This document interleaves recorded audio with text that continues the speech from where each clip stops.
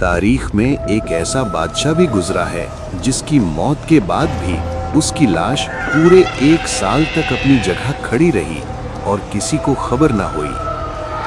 دنیا کی سب سے طاقتور مخلوق جنات سمجھتے رہے کہ بادشاہ زندہ ہیں اور ہمیں دیکھ رہے ہیں۔ وہ ڈر کے مارے کام کرتے رہے، مگر وہ نہیں جانتے تھے کہ وہ ایک مردہ سے ڈر رہے ہیں۔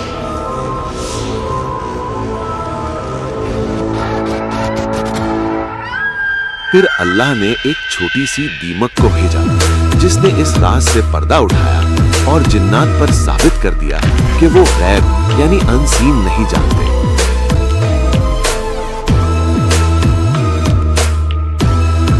حضرت سلیمان علیہ السلام کو اللہ نے وہ سلطنت دی تھی جو نہ کسی کو پہلے ملی اور نہ بعد میں ملے گی۔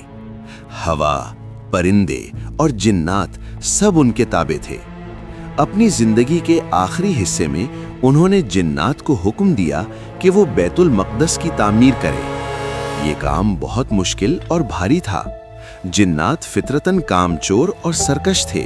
وہ صرف حضرت سلیمان کی ہیبت اور خوف کی وجہ سے کام کرتے تھے۔ اگر انہیں پتہ چلتا کہ بادشاہ نہیں رہے تو وہ کام چھوڑ کر بھاگ جاتے۔ پھر وہ وقت آیا جب اللہ نے حضرت سلیمان کی روح قبض کرنے کا فیصلہ کیا۔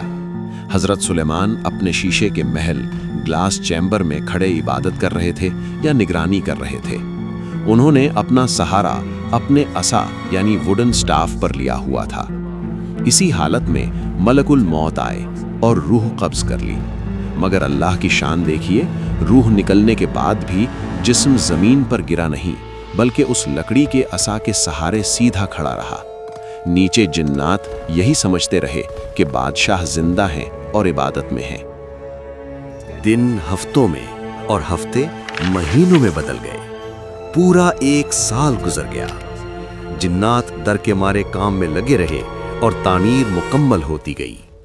جب اللہ نے چاہا کہ اب راز کھل جائے تو زمین سے ایک غن یعنی دیمک کو بھیجا۔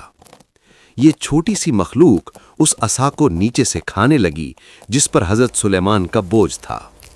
آہستہ آہستہ لکڑی کمزور ہوتی گئی اور پھر کڑ کی آواز آئی۔